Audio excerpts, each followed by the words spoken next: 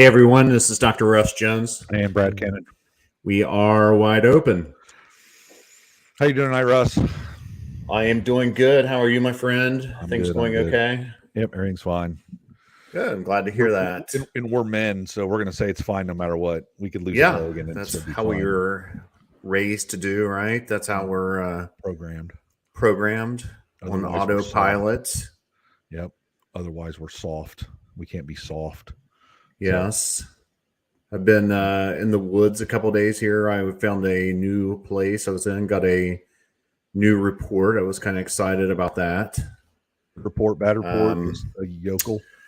You know, it's interesting. It was the gentleman said his name, but on his contact. But it was what was interesting about it. Him and his father were coon hunting, and he gave me the exact location and what happened. And they had turned their dogs loose, and he, I guess they had 3 of them. They were walkers, and he said as soon as they turned them loose, the dogs ran out and then turned right around and ran back with the tail between their legs, and his dad turned the spotlight on, and they could see this Bigfoot shaking pine tree branches. And his dad said, "I don't believe it, but it's a Bigfoot. We better get out of here."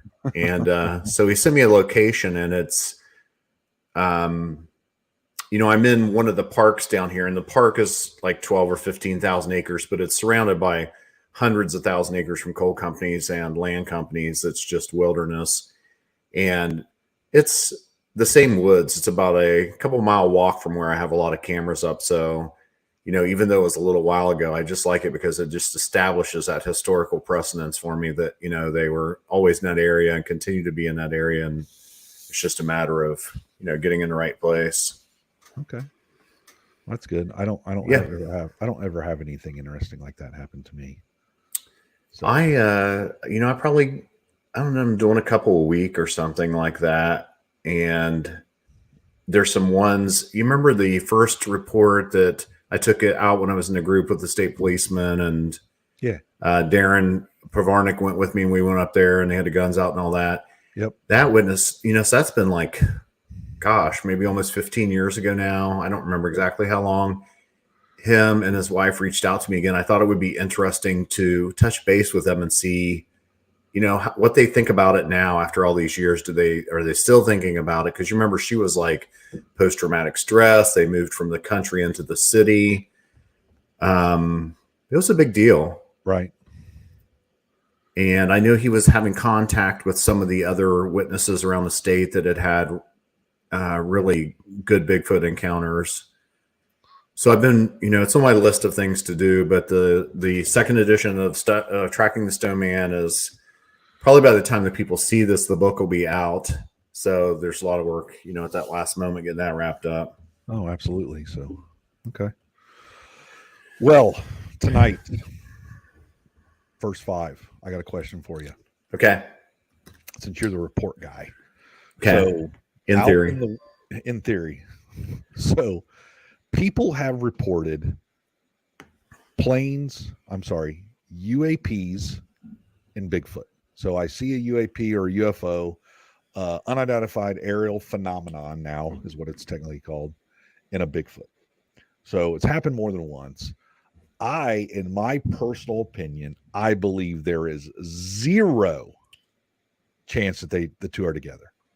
None. 0. That's pretty 0 definitive. That is, that's what is going on with you. Last week you were like, that's 0. Last week you were like confident that the government was doing good work and you were supportive of the government. Now this week you're 0% chance. What would you say? The government was doing good work? Yeah, they were doing good work, and okay, they would let us know all this other stuff. And then this week you're like, I think I have to rewind that tape. That's not exactly the way you recall it, and that's not exactly the way I recall. Okay. It.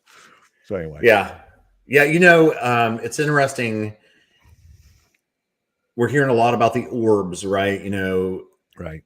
Let me just say in advance, I have never taken, out of maybe 1,000 reports I'm probably up to now, I have never taken a report that involved aliens, woo, paranormal, anything beyond what would be a normal and ordinary mammal encounter. Okay. do hear on the podcasting internets and whatnot, there's only one, I guess, around that people are talking about the orbs. And I saw this article that I don't remember which science journal it was, but they were talking about that there was a reason for the orbs. They were in areas that they were tectonic plate movement.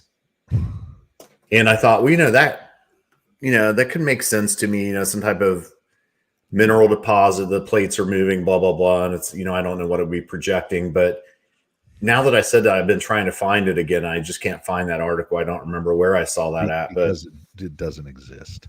Okay. Well, Tom Powell, our friend that from the West Coast that wrote a couple of books and is well known. In his book, The Edges, he believes that, and we should have him on sometime to tell us, I'm not speaking for him all the time, but that he believed that Bigfoot were the worker bees for aliens and that they were doing whatever work that it is. And somehow, they just got left behind as a result of that. Sure. Well, are you 100% sure that didn't happen? Or anyway, that could anything happen at this point in time. So we're going to add our guest tonight. He is a good friend of ours. When we say that we have like 4 guys that hang out in the woods, me and you and Sip and Darren. And the reason we're having Sip on, hi Sip, how can you hear us? I can't. Can you hear me? Yeah, I can hear you. Man, you sound great. Right. Thank you. You look like a Viking. I'm a little. Yeah. You look Vikingish. How tall are you for the listening audience, the viewing audience? Okay. So Sip, Mr. Sipley, works for a major airline carrier. He has about 25,000 hours of flight time. He's a captain. 35 years in aviation. That's a long time. That's a long time. Yes, it is. I'm getting old. Yeah, we all are. At least you're not like me. I go all gray, and you're not that way yet. But besides that, his job allowed him to take time off. In 1 year, when we met, we met we met at the expedition where I had one of my sighting with a thermal. Turns out you were on the backside of my sighting. You had a person in your group that you had never really been on an expedition before, but this guy shows up. He's got like tack gear on, full web gear, thermals, He was a government plant, is what you're saying. So. Yeah. We believe he was a government plant. He had all the cool toys. Yeah, so, CIA. He had a special individual in his group that kind of ran out of the woods screaming and hollering and got scared. And we realized that this guy probably ran into Bigfoot further on down the trail, and Sip just let him go. But that's okay. He did leave, didn't he? He left to never be seen again. Right. Yeah. Or heard from again. Right. So it's probably traumatized. Time frame, what's the most days you spent in the woods in a year looking for Bigfoot? It was about 100 days, and I think that was in either 2012 or 2013. So 100 days in the woods. What just so we all acknowledge that Brad stole one of my questions here. Right. No, I have someone chatting with me and I was reading it and I just didn't know where they were coming from. So anyway, you spent time in the woods. You've camped by yourself with your daughter. So you had a very intriguing experience one night. Why don't you tell us about that? Which one are we talking about? The camper. Okay, the camper. Yeah. That was not during this extended period of, over 100 days. Sure. This was in 2015. And I don't know if I should say the area. We'll just say it was in Kentucky. And we had gone mountain biking, kayaking. And the great thing about this is I think it was because we were the only ones in the park, because we were in a very small area of this park. And, so this park, we'll just throw it out there. We won't say the name. We'll just say Big Caves. Okay, possibly. yeah, I guess we can say something that, right. around there. And then there's Kentucky, a remote area. Right. Yeah, there's a remote area you can camp in this place, and it was after, let's see, which was a Memorial Day weekend. So she didn't go back to school for a few more days, and I was off work. So we stayed there Sunday, Monday, Tuesday, Wednesday. Right. So, we're out in this park the whole time, and it's just us having fun. We're cooking salmon on the grill and everything. And the one night, and I think it was the Tuesday night, we got harassed from about 12:30 until 5:30 in the morning. Now, you had to be pretty scared. I mean, you got your daughter with you, right? Well, and how old was your daughter at this time? She's 13. No, how old? 14. She's 14. Sorry. No, how old was she then? She wasn't that old. She was then. 5. She was 5. So this was 9 years ago. Yeah. Okay. So anyway, 12:30 at night, you guys are going to bed. You're in a pop-up, correct? A pop-up camper. Yeah. So the wings are out, the top's up. Correct. Everybody's going to sleep, and something happens. And what happens? Right. And we were the only ones in this park. And 12:30, and it's funny because we had the air conditioning going, and then all of a sudden, smack right on the side of the camper, woke me up, and I was like, "What the heck?" So I turned off and the thing is, this is all we should have got a hold of Charlie Raymond, because Charlie has the audio for this, and we should have definitely had that audio because he has it, and I thought we were doing this a couple of days from now. I should have had it as well. But anyhow, so that was the first occurrence. So okay. I'm running audio because I always run audio. I turn off the air conditioning, and I'm just listening. So I was like, okay, did something fall and hit the side of the camper? I don't know. I had a shotgun. Do you have a weapon? That's yeah. Okay, yeah. I had my 12 gauge. I just kind of put it up a little bit closer. And, after about 45 minutes, the adrenaline set down, and I just went back to sleep. I didn't think anything about it. And then all of a sudden, something stepped on the front step, and boom. And the thing is, with these pop-ups, you got stabilizing braces. So when it stepped, it still shook the whole camper, and you could hear the step. I mean, so you hear the slap, then you hear the step going bam, and then I said, okay, I'm armed. Whoever's out there, don't mess with us, go away. And I didn't hear anything else. I didn't hear walking. So now I got my shotgun up, and I'm just sitting there waiting for something to happen, because it was right at the front door. And I'm like, okay, I'm not going to go back to sleep. So I went up, cleared the door, went around. There's nothing there. And I had my thermal with me too. I pulled out the thermal, couldn't see anything. And when we say thermal, we don't mean a thermal quote unquote night vision. This is a true, I think that you had one of the only ones that anybody that had actually a physical zoom on it rather than a digital zoom. Correct. This is not something you buy for $300 at Cabela's. No, that unit is like a $8,000 unit. Correct. So this is going, a little bit further than 10 feet from the IR. Right. So anyway, go ahead. So now I'm kind of perplexed. So I laid back down, and eventually, sleep took over. I fell asleep again. And this time I heard, and at first I couldn't figure out what it was, but then the next morning I figured out it picked up the fire rings that they have around all these state parks. It picked up the fire ring and slammed it down. That would be very, very loud. It was very loud. And that time I sprung out of bed because I was going to catch whoever this was. And the thing is, in this camp area where we were, after 9:30 at night, the ferry stops running. So there's only one way in and out, and it's way back, and there's nobody back there. I mean, there was nobody around us at all. So went out there, couldn't find anything again. We got commentary on the side. Anyway, it's distracting. Am I gonna have to remove this person from the chat? Anyway, go ahead. So you're isolated. There's nobody there. Have you ever been here before? Right. And have you ever been there before? Oh yeah, I've been there. Yeah, okay. You guys were there. Yeah. Okay. All right. My expedition in 2014. Okay. Yeah. All right. So we were all there. All right. Right. So continue going forward. So 12:30, this happens. How many times? So we had to slap. We had to slap to stomp the fire ring. Yep. And then the last time was. How much do you think that fire ring weighs? It's 100. It's got to be over 100 pounds. Okay. All right. Because I went to move it back in the spot, and I was like, "Holy! I got to do proper knees bending." Okay. So this is something just to some kid couldn't be. No, and the messing thing with you. was, I was so quick on that last occurrence that I was right outside Okay, all right. with the thermal, with the shotgun. And the funny thing is, my daughter slept through the whole thing. She didn't. Okay, so you're saying this thing cloaked right when you came outside. That's Yeah, I love it that you had me in with UFOs and cloaking and everything because right, you know. right. Anyway, so But I think I can explain it later. But anyhow, so anyway, go ahead.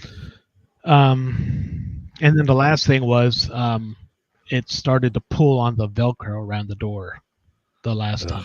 See, I guess a little freaky then. The only Right, thing would be and- worse if it had a pig snout and it stuck a pig snout like in that little. Yeah, so I kicked right where it was, and in that time there was a low grunt, and then I went outside again. And wasn't able to find it, but You know, it kind of worries me all the time when we're talking about this, and you were talking about the pop up, and you know how like when people they're in those slings, or what's those canopy, the sling things people are sleeping in now, hammocks. Yeah, hammocks. I'm always like, there is no freaking way I'm sleeping in a hammock. I mean, anything can come up. You're just a burrito that's sitting there. yeah, And I always worry about when I see those pop-ups too, because it's just like that, and something can freaking get right in there on you. You know what I Right. mean? And Brad's always worried that he's going to look out and something's going to be like face to face with him in a right. camper, but it would be much, much worse in one of those pop-up things because, you know. Right. Well, no, the cool thing about a tent or a pop up is you can't see it. That millimeter of fabric is like a force field. For me, sleeping in a vehicle is scary because when you wake up, it's in the window and you're like, duh. Yeah. Right. So I don't know. Yeah, you know, we had a friend that was, you remember he was doing Bigfoot research, and I think he got spooked and he wouldn't go out unless he was sleeping in his vehicle. Yeah, I did not know that. yeah. Yeah. Was that I think that was Pruitt, wasn't it? Yeah, I forget who told us that. I mean, maybe even Matt had said that when, I don't recall now. It's been a long time.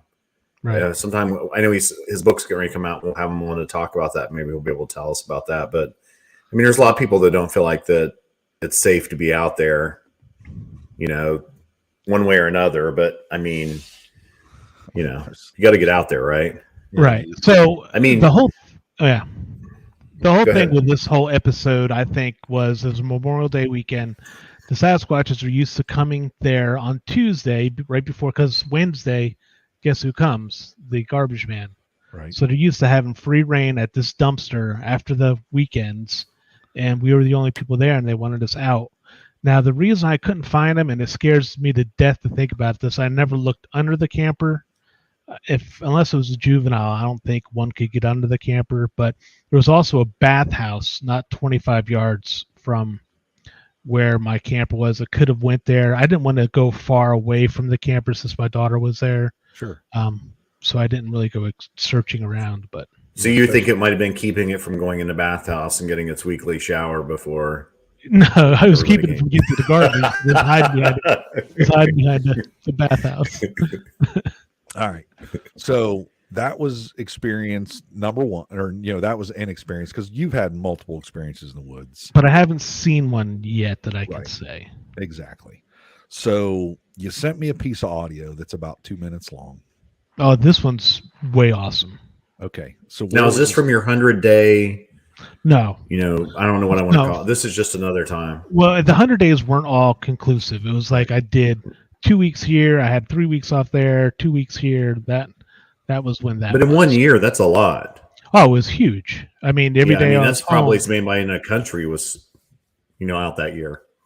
Yeah, I mean, we were out the whole time because my daughter wasn't in school yet. So whenever I wasn't at work, I used all my vacation time, did some strategic bidding. So I had big chunks off so we could take the camper and go places. So let me ask you this before, you know, Brad asks his thing.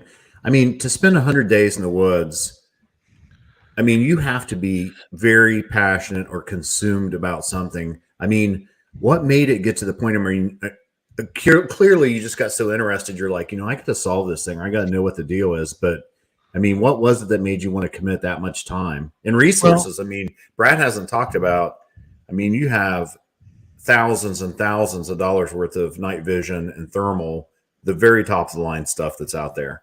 Right. Tens of thousands, probably. Yeah. Yeah. So what was it that made it so that you were so consumed with it? Well, it's always been something I was interested in, and I didn't really think of anything other than if it was real, it occurred in the Pacific Northwest. And then it was a funny thing because, I had dreams about this. My dad and I used to watch In Search of. We watched my first Bigfoot movie was The Creature from Black Lake. And so I've always liked the subject, but I didn't think it was something really tangible until I was flying to Seattle one day. And I had a guy who was on my jump seat, and John Collender. Do you guys know John? He's No idea. Yeah, I know he's in the some of the Bigfoot groups out west, right? Yeah, I think he was in Mississippi when he first got he's the first guy to get an Ohio How, I think, outside of Ohio. Okay. And anyhow, he was on my jump seat. He was going to Seattle, and I was talking to the guy I was flying with, and he goes, "What are you going to do when you get up there?" I said, "Well, I'm going to go look for Bigfoots." And he's a little guy, but he stands up and back, and he goes, he's got a funny accent. He's all so obviously he works for where you, the same company you work for. He wasn't. He was from he was working for Alaska Airlines at the time. Okay. Oh, so you were not flying for your current? No, I was flying with my current company, but other people can jump seat on your aircraft. Gotcha. Okay. I didn't. And he goes, "You're gonna go look for Bigfoot?" And I said, "Yeah." He goes, "Well, let me tell you all about that." And he was a BFRO member, and he was telling me all about expeditions, and that's how I ended up getting hooked up with you guys. Awesome. So that first expedition, and then having some stuff happen in our camp. Remember, we kind of camped away from everybody during your expedition, and had some stuff happen with stuff on the tents being moved. Somebody's whole tent everything was gone through, and I don't know, it just sparked an interest. And then you start getting little pieces, and then you want a little bit more, and then you're like, okay, I want to really make sure this is real. I want to prove it's real, and it's a rabbit hole. Yeah. Snowballs. Yeah. Money pit. Yeah. And then you meet awesome friends, and it's like, why would I not want to do this? Right. Exactly. So, except we don't get together as much as we should, and I still have to take my side by side down to the compound so we can go riding at some point. And I will be, anytime you want to do that here in the next, give me another month, and sometime after that we'll have to get together. Yeah, we'll have to maybe go down to a place like where this video is, or this audio was taken. Sure. Yeah, absolutely. Now this was with Charlie Raymond. I can't remember what year this was. But all right, so I'm going to play this audio real quick. Okay. All right.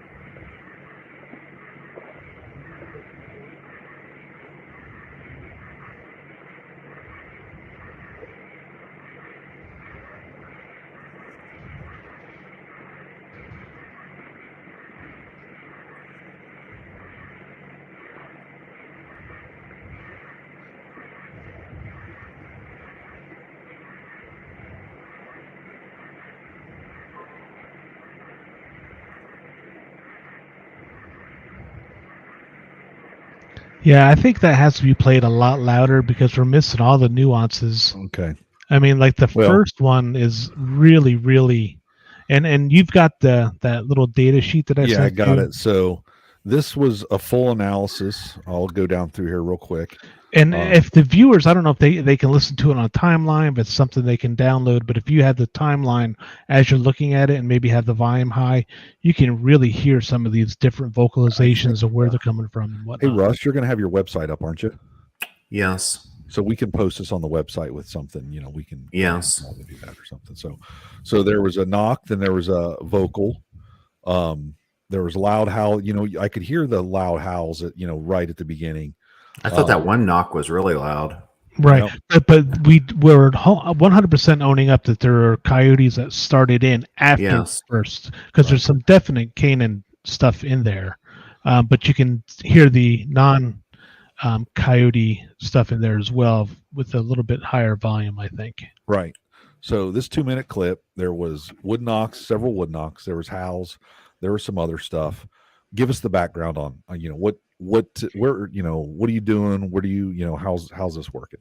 Okay. Well, Charlie Raymond, who's an investigator here in Kentucky, he has his own Kentucky Bigfoot Yep, Research we had Organization. Charlie on a couple weeks ago. Russ, is that Okay. Last week. Yeah, last week. So Okay, well, Charlie and I are really good friends, and sometimes when he goes someplace really far away, he'll ask me to go, and then we'll do the investigation with the people.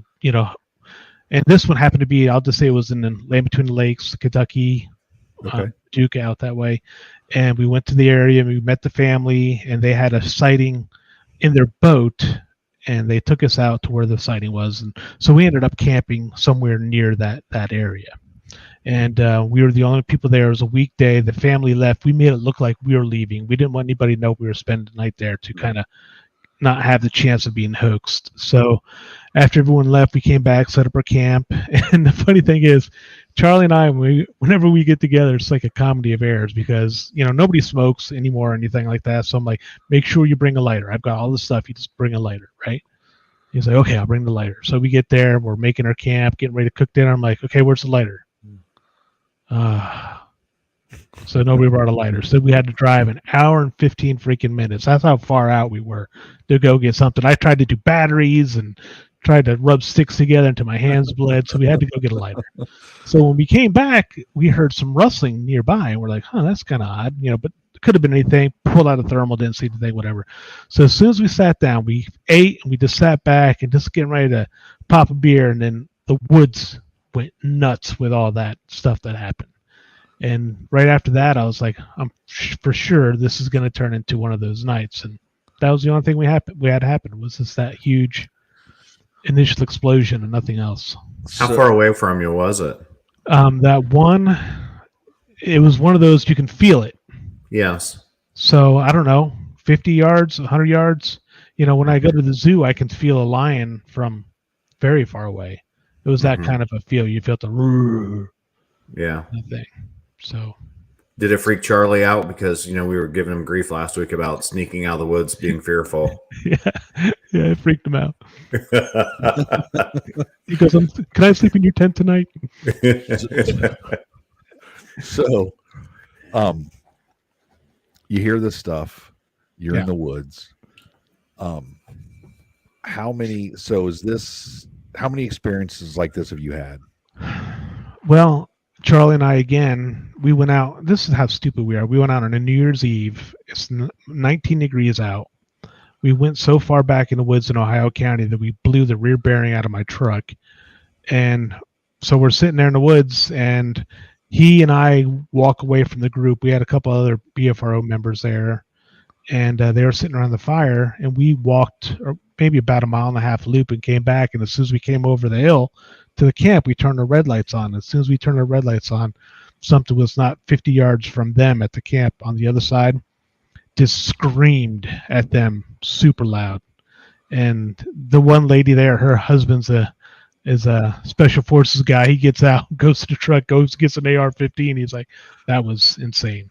So there's been 2 occurrences like that where the vocals were so close and so loud, and I can't think of what else they would be unless there's it's that deep sound that only like you hear from elephants or lions, and I don't think we have either of those in the woods of Kentucky. So, Hope not. Yeah. What did you get a thermal video? Was that you that got the thermal video? Yeah, I got a couple thermals. Yeah. Which you did not send those to me, so we can't post those. But it's just because everyone's going to say, "Oh, it's a blob squatch," Right. Well, but it's a thermal. I mean, it's supposed to be a blob squatch. So you were at another spot in Kentucky, and I do believe the story you were on the top of a knoll or something, right? And you had 1 or 2 squatches literally crawl. You have it on thermal. They're literally crawling around, like army crawling around your position. Correct, and that was not in Kentucky. That was actually in Florida. Oh, okay. Season 1, Finding Bigfoot. I think it's the what's the name of that family? It was the first episode, right? Yeah. Yeah. So we were at their house. Okay. And the funny thing with that, everyone was sitting by the campfire, and I wasn't there to sit at a campfire. I grabbed my thermal and my night vision. I walked off, and as soon as I got down to a Bridges property, I think that's what her name was. Yeah, that's right. And I was on my night vision, and I saw something. It was just so fluid and so fast, just run down this trail. And with night vision, it's great. You can see stuff, but it's not quite really clear unless you can stop and focus on it. This thing was so fast. So I switched to thermal, and it was gone. So then I kind of followed the trail, and I got up to a point where there was a ridge, and I looked up, and I saw this is the typical thing you always hear about, you see a head come out, you see it go back in, head come out, come back in. And this is the coolest part. This is what I got. There was 2 trees. I saw it turn. I saw 2 arms come out, and then pull its rear end in behind the other tree and then pop out from the other tree. That's what I have on my How far do you think those were from you? That was about 150 yards. Okay. So. And I thought, I swear that you had something was army crawling, but maybe that was. Well, Charlie Raymond has one of those that he got from Tennessee. Okay, that's what I'm thinking of then. Yeah. Okay. I kind of get. So have you ever do you feel like that you're getting closer? Like if you had 150 days this year, since we're, in the new year here, right? You feel like that you, with your toys and all the time that you spent in the woods, do you feel like you could go out and get something? No, I don't think it's, you just have to be at the right place at the right time. If I had, I work so much now that, and being divorced, I am either at work or I have my daughter, and I'm just devoting all my time that I'm not working to her. So does your wife know you're divorced? Did she not get the memo? Yeah. Which one? The one in trouble later. Yeah. Anyway. Oh, geez. All right. Anyway. So anyway, you've had quite a few of experiences. I've had a lot of that I can only say it was a Sasquatch. However, I don't have the benefit of you guys. You guys have both seen one. Right. Well, I've seen Russ. Yeah, we have. But the thing about it is, I think not about the way you want to see it. 100 days in the woods. That's 3 months plus some time. Yeah. That's a lot of time. And plus, that's just 1 year, because I know that you've gone in the woods a lot more than that. And people go out on a weekend. They go out on a Thursday. They drive to an expedition on a Thursday. They go out Thursday night, Friday night, Saturday night, Sunday. They pack up their stuff and they go home. Right. And they see something, don't see something. The BFRO investigators, the guys that are putting these expeditions together, they're under tremendous pressure to make something happen. And how many times have you been out there and nothing has happened? 80% of the time. Exactly. Maybe more. Exactly. So in a carefully rehearsed and prepared for location, someone trying to choose the very best place that they can get. Right. Yeah. And 80% of the time there's nothing. I remember the first time I went on one, that's when Brad and I met. We had literally nothing happen. Matt Moneymaker was with us that weekend. We had nada, nil, nothing happen.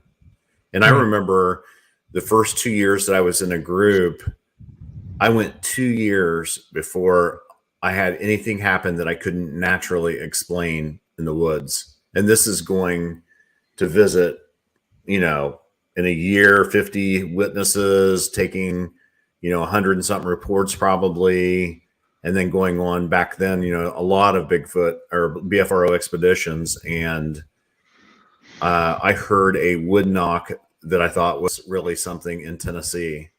And that was, it took 2 years for that to happen. Right. And I want to caveat one thing you said. You said that we try to find a place where the best place we can find, but there's more caveats to that, because we can always find a better place, but we have to find a great place where you can bring 40 people and still have all of their amenities met. So it's not like we're taking them to the best places that we can find. Yeah. It's the best place that we can take 40 people of varying levels of fitness and what Right. needs and whatever. So I see this Venn diagram of, Bigfoot, then the woods, and then people, and there's one little spot in there that may, right. that may be good. Right. So Yeah, I mean, I think that it's fair to say that all the investigators probably have a secret place that, they don't particularly want to give up to everybody. Everybody has to have their own spot. Correct. And we have some place that, I remember when I did one for Ohio, I was trying to choose between two parks, and I chose one park. And then like a week after I chose one, then there was a Class A sighting at the other one. I was like, I chose the wrong park. Yeah, but the reality is, there's no way to know. Yeah, and they're there, right? I mean, it's they're in the park. They're there, but it's a matter of whether or not they want to come out and play. Exactly. So anyway, this is the first half of the show. Now we're going to get into the second half of the show. Okay. So we still have a lot more Bigfoot stuff. We do. What do we have? Anyway, I got some other stuff. Bigfoot beer, is that what you're drinking? No. Anyway, 35 years in a cockpit of an airplane, 25,000 hours in the sky. Yes. You have seen some stuff. I have. Now, I know that you have not seen it, or you got your first video, let's say. When was that? 2019 or 2020. I have to look at the data. Okay. I just getting over the flu, so I'm a little foggy on everything. Right. So 2019. So 2019, you're in a large airplane. Were you flying? What were you flying? MD-11. MD-11. So how many pounds is an MD-11? 633,500. So that's a big freaking airplane. If people don't That's understand, a decent sized airplane. Yeah. Yeah, it's a big airplane. So you're in this airplane. How high are you? On this, coming out of Dallas, going to Louisville, Kentucky, and we're at 35,000 feet. So you're at 35,000 feet. Most airliners fly at 30 to 35,000 feet, correct? Yeah. That's between kind of 40 and 30. Yeah. Okay. So I'm going to play a video, and this is something that you saw out of the cockpit, and I'm going to play it here. Mm-hmm. It's going to play once. It's a blob UFO. It's a blob UFO. So how high was this thing? It's hard to say exactly how high it is. But if I had to guesstimate, it was between 60 and 70,000 feet. What flies commercially between 60 and 70,000 feet? Nothing. So as you can see this video, I tried to get it, a little bit centered or whatever. So this looked like a spherical object flying at 60 to 70,000 feet. Well, it wasn't flying. That was, I'll give you the whole, how all this really developed. Okay, go ahead. So we're, more than halfway through our flight. We're probably over Pocket City. And that's near Evansville, Indiana, or so, just to give a assumption of where we are. And we're doing our briefing. So before we make an approach into the next place we're going to land, we brief up, the arrival we're going to do and all the things we could expect for when we land. Sure. So we're doing our briefing, and then Center calls up. Indy Center says, "Hey, you guys got traffic, 12 o'clock, 36,000 feet, Airbus." So I look up and I see it, and I'm like, right, traffic's in sight, and we continue with the briefing. Then all of a sudden, right over our head goes the Airbus. I'm like, wait a minute. What I saw was not that Airbus, because the Airbus, what I saw looked like it was farther off in the distance. Right. This thing came over immediately. So I didn't see what I thought I saw. So I went back to the object that I had seen, and it had only, so I'm used to things closing at about 1,000 knots. We're going 500, they're doing 500. So, you know what the closure's like. So the thing that I had seen had now only closed about half the distance it should have, which means it's either going very, very slow or it's stationary. So now I look at it again, I'm like, huh. And I start looking, I'm like, that doesn't look like an airplane. So I talked to the guy I'm flying with, and he was like, I see it. I'm like, I'm like, what is that? And he goes, I don't know. So we get our phones up, and then I get on the center. I'm like, hey, center, you guys have any high altitude traffic in this area? And he goes, well, I got all kinds of traffic. What do you mean? I said, I got traffic about my 1 o'clock position or 11 o'clock position, and very high. And he goes, hold on. And he looks, he goes, I don't have anything on primary. He goes, I don't have anything here. Let me switch to primary. And as soon as because they have two radar systems. They get the one that comes off your transponder, and then they have one that just does raw data off of pings off the airplane. So as soon as he went to raw, he said, huh. And that was odd that he goes, huh. Right. And he goes, okay, contact center on blah, blah, blah. So he just wanted to get rid of me. He wasn't going to acknowledge anything I said. He just put me on to the next sector. So, Wow. so he then, saw it. huh? So he saw it. Yeah, he saw something on his radar. Okay. So what makes me mad about this whole encounter was the fact that, we're flying the airplane, we're looking at this thing, and then we're trying to, the windows on the airplane are about an inch and a half thick, and we're trying to get the focus on this damn thing, and I never got it. The guy I was flying with is who got the video, and but I can tell you what I saw, and what I saw was something I'm approximating is about 30 feet in diameter. Okay. And it was spherical looking, and it was highly reflective. You can't really see it in that. It just looks like a silvery thing. Mm-hmm. But what I saw was it was reflecting what was nearest to it. So as we were getting closer to it, it started turning green, like the ground. Oh, wow. So as we went underneath of it, it turned green, and then, of course, we lost it. But so you said you think it was stationary and you flew under it, or it was correct. Flying? Okay. Right. Well, the closure rate. Right. So it had to have been going very slow, or it was stationary. Now, some people are going to say weather balloon. I've seen weather balloons, and I've seen some gigantic, awesome weather balloons. They look more like a Christmas tree ornament. You know what I mean? Sure. This was just a perfectly highly reflective ball. And, if I had to say what I think the reflectivity was, it was almost like it was an act of camouflage, but it got screwed up. Like it was supposed to be shown blue from below and green from above. You know what I mean? Right. Because the way it just changed as I went under it. It was so odd.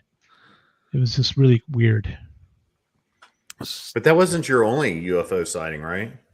That was, I sent you guys some stuff from just last right. So we'll get into that. We'll get into that in a minute. Yeah, but that was after all this time of the year. That was my first something. I was like, I cannot explain that at all. Do you have any other pilots ever? You guys are like shooting a shit, having a beer or something. Dude's like, nobody talks about it, but if you really start, after a couple beers, you twist the screws. Right. Some guys, I've done this flight as well, going over the high Mongolian desert. It's called L888. Yeah. And there's nothing out there. There's no radars, there's no anything. And I've had guys between China and Russia, like through Kazakhstan and stuff like that from the backside. Right. Yeah. So as a pilot, I know we talked about this. So we're going to put a couple things to rest here in a minute.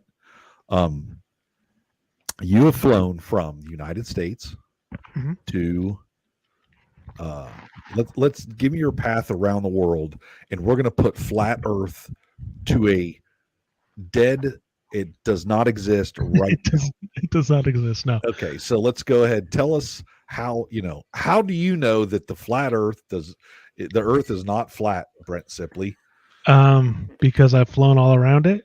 So I know you told me a path one time. You went from here to I've flown, from Kazakhstan to Germany, to Cologne, Germany, to Dubai, to all those places. But the one trip that always stands out in my mind, and the one that I used to really love doing, was when I would come from Louisville to Honolulu, and then Honolulu to Sydney, and then Sydney to Shenzhen, China, and then Shenzhen to Anchorage, Alaska. So you basically flew around the entire world. Yeah, there is one that actually goes all the way around, but as far as I'm concerned, yeah. Yeah, okay. All right. So anyway, I'm sorry to interrupt you. Back to the Mongolian desert. You're flying across the Mongolian desert. I have not. This is somebody else who saw this. It's something that was at least 3 aircraft carriers in size. And they witnessed it for about 30 minutes, and it flew all around them, and it was just everywhere. Now, was that a pilot you've personally talked to? Yes. Okay. Because I brought that story up to my family the other day, and I thought that was somewhere, but I couldn't remember where I heard it. But that was from you. Yes. So a UAP the size of 3 aircraft carriers Yes. that flew around an airplane. Yes. Okay.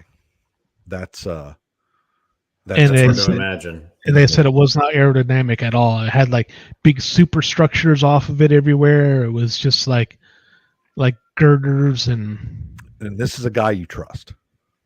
well, yeah, I guess. I don't know. I mean, he's a pilot, so It's not someone I've hung out with my whole life, but someone who's on the seniority list that I've seen around the hangar a couple times. So okay, all right. So you okay? That's pretty amazing. So I got this other video that you sent me, and it's tough to really see it. So it's very, very tough, you know. Well, and I have to give you why I even sent you this. Go ahead and see what you got. Right. So I do believe the dots are right there, kind of in the center. Oh wow, they were a lot better on the video I had. Right.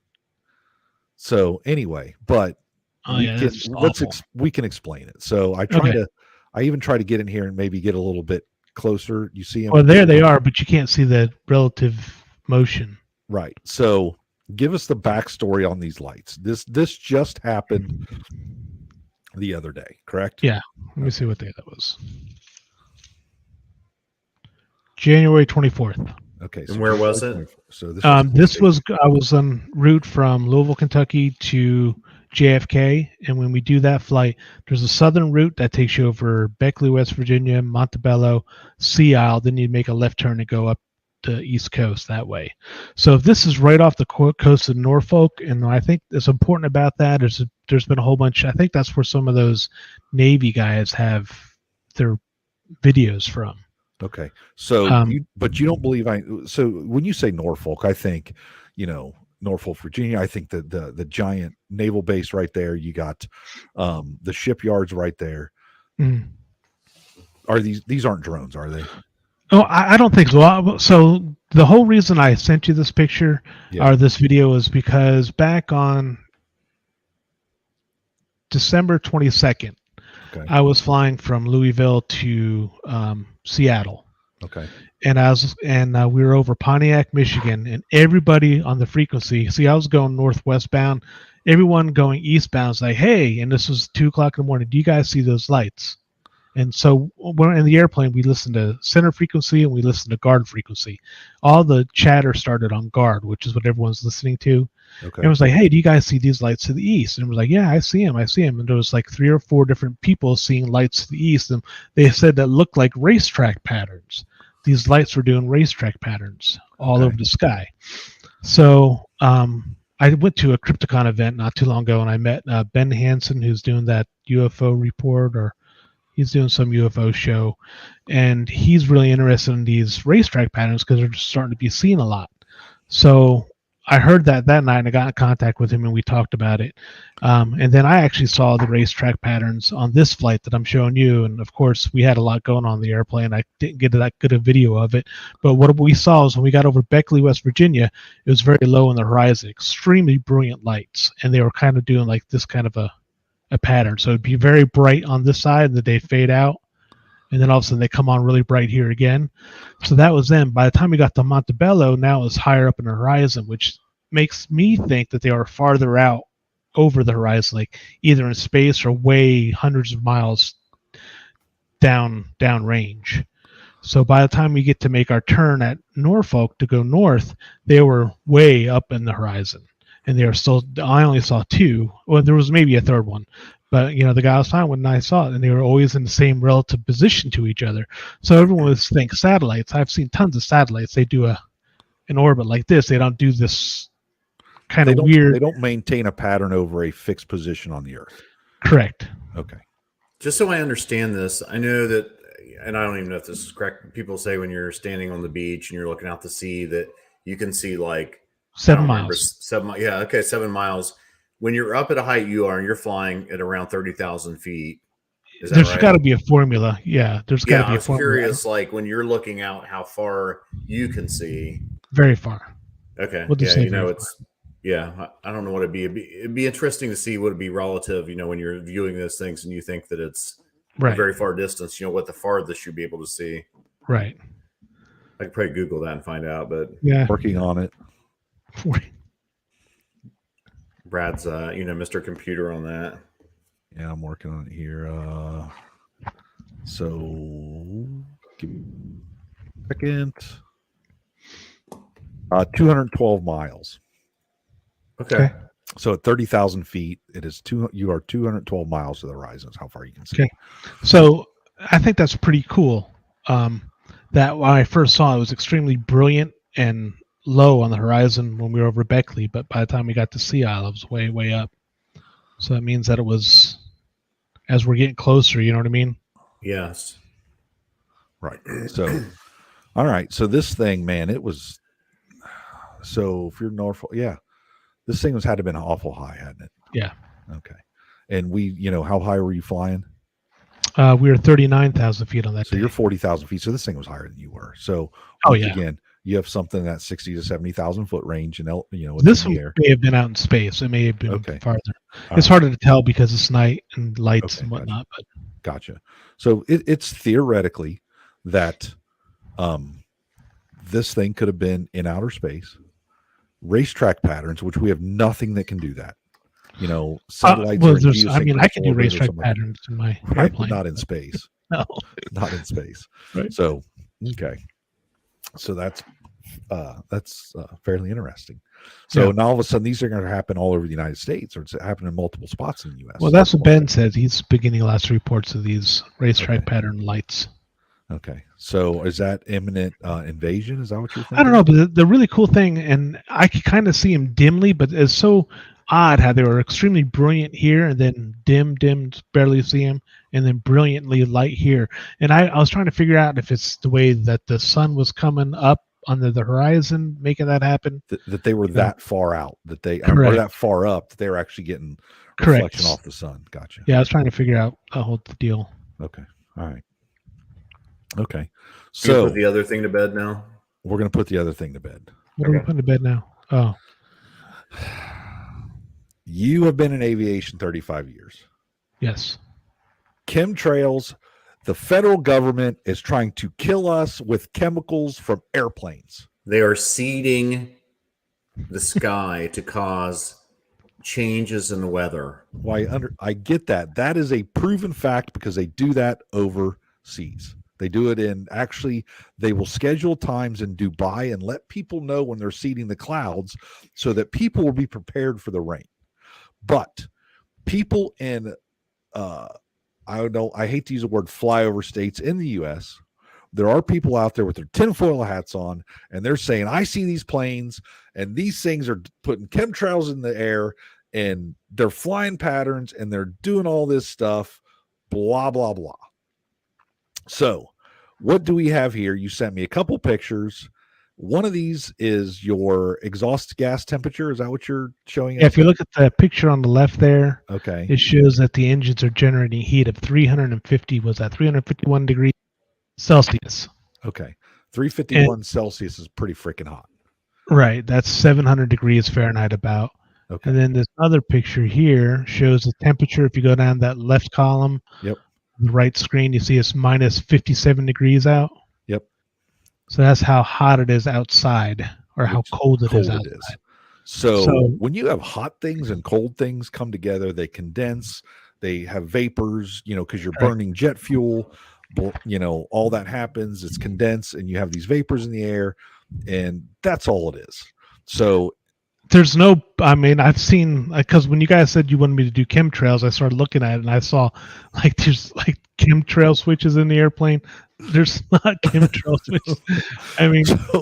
So you haven't run into a guy in the hangar and he's got his glasses on and he's kind of in a black Suburban, and he comes in, he's like, hey man, that's the chemtrail guy. He's the one putting chemicals in the air to make all the babies not grow. Yeah, well, see, that's what I'm trying to figure out.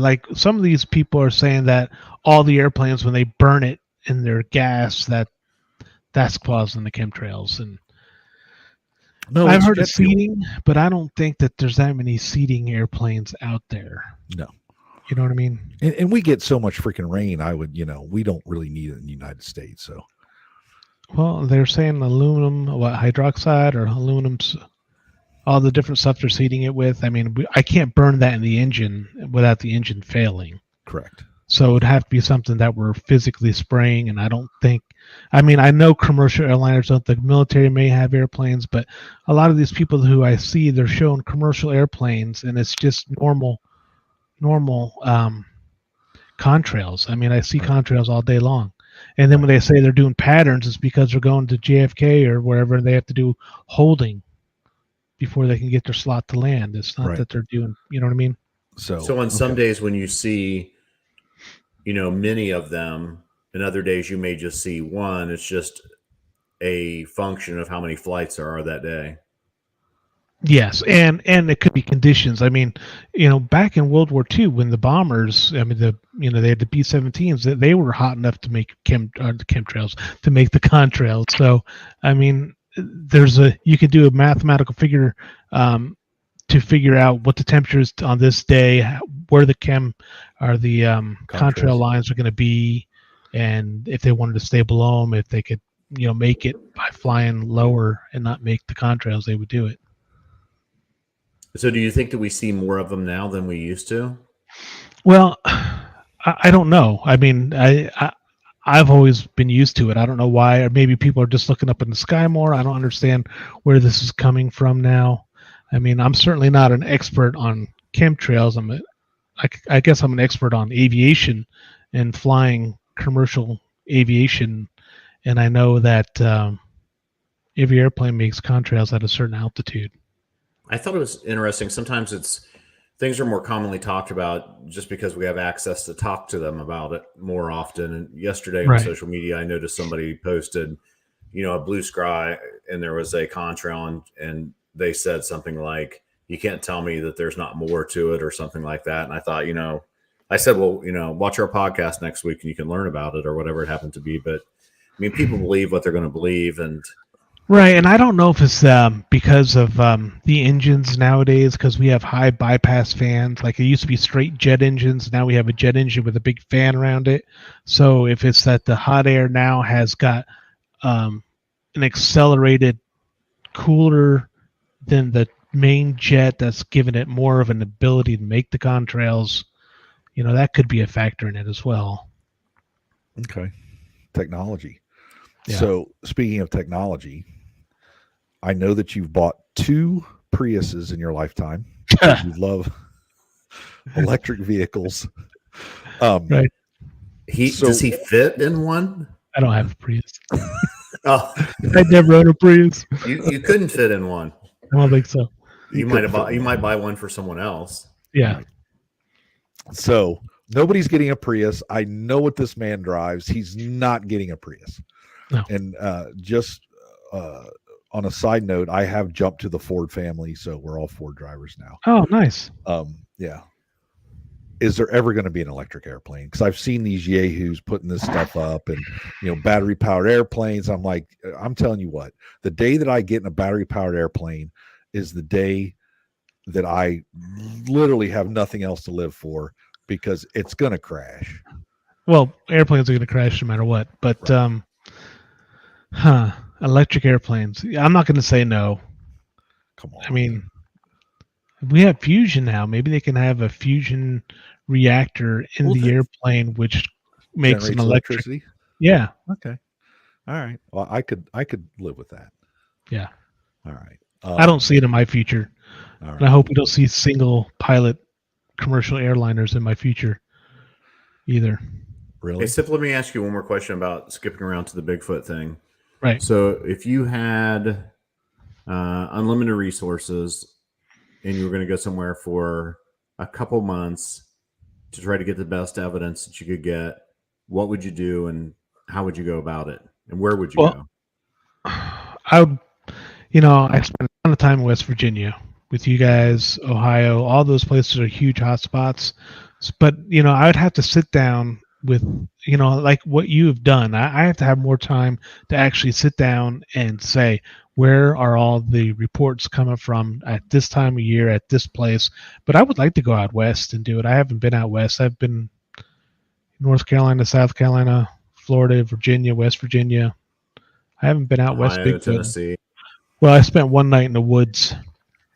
That was scary in Seattle. Snoqualmie Pass.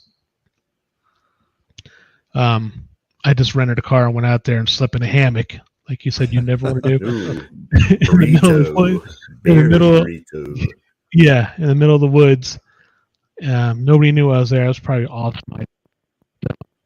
It started raining, so before I got scared out, I got wetted out. That's what I call it, anyhow. Right. Anything happen, or is it just no? Okay, so why was that more scary than Kentucky? Because I was absolutely by myself. I gotcha. You were in a burrito and I was by in yourself. A burrito, and I don't know, for some reason I was talking to Tyler Bounds. Tyler Bounds is the one that told me to go there. Yeah, he does all the solo filming for the Bigfoot, Finding Bigfoot. Yep. And he told me to go there, and he's like, "Oh, you're definitely gonna have something happen." So I'm sitting there by myself saying, "I really want something to happen, but I really don't." You know what I mean? Right. So. Did you sleep? No. Yeah, I probably. But I was only there. I was only there for like 4 hours before it started getting really wet. So. Screw this. I mean, we've all been in the woods when it's squatching in the rain and it's worthless because you can't hear anything. It's wet. You just can't, the trees are making so much noise. The wind's blowing or the rain's falling. And it's just, even after rain, you're walking through the woods and gosh, all you hear is just, just, it is what it is. I don't think that they're out that much. I mean, no. When you get some of the miserable weather, I think they're kind of holed up someplace most of the time. I know that people have sightings and see things in all kinds of weather, but I think in general that if you're going to go out, that it has to make sense. Right. So anyway, so he's going to go to Pacific Northwest, and you're going to take the best thermal that money can buy. Yeah, some night vision, good audio. Do you have a thermal with you right there? You can show our audience. Yes, I do. So this is the new what? This is the Pulsar Helion 2 XP50 Pro. Okay. So this is that's the one that I recognize in the book as being the one that's the hot one right now. Yeah, this is awesome.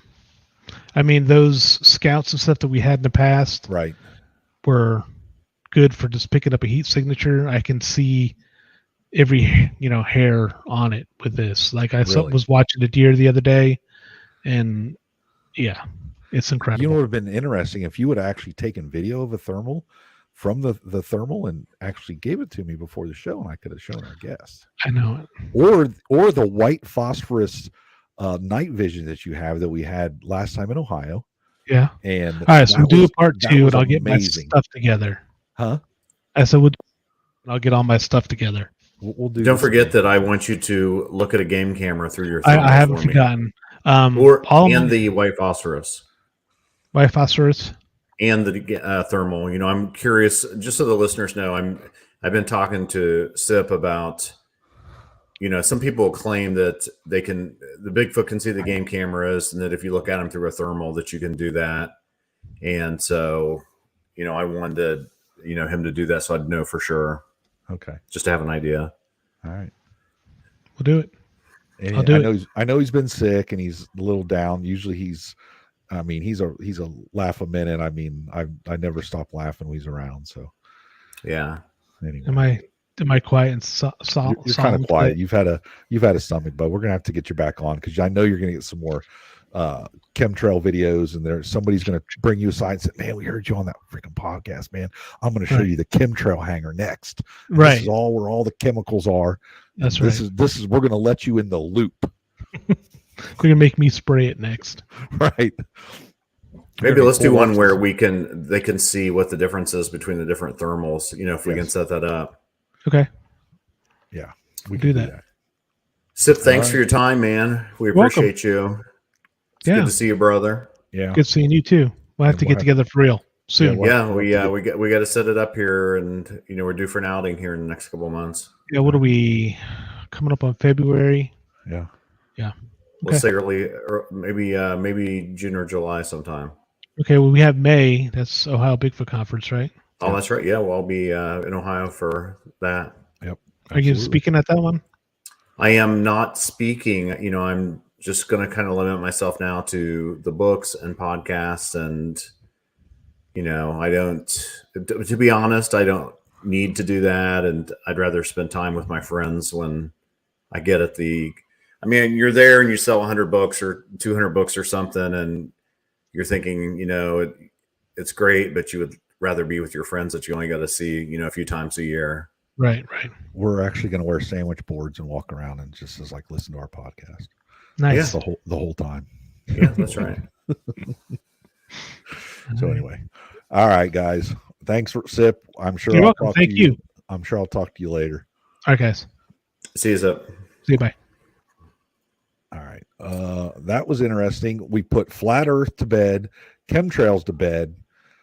We never even asked him if Bigfoot and UFOs are together, but I really don't care because we talked about them both. So I'm just going to say whatever. We had our producer on the line the entire time helping us. Yes. So that was awesome.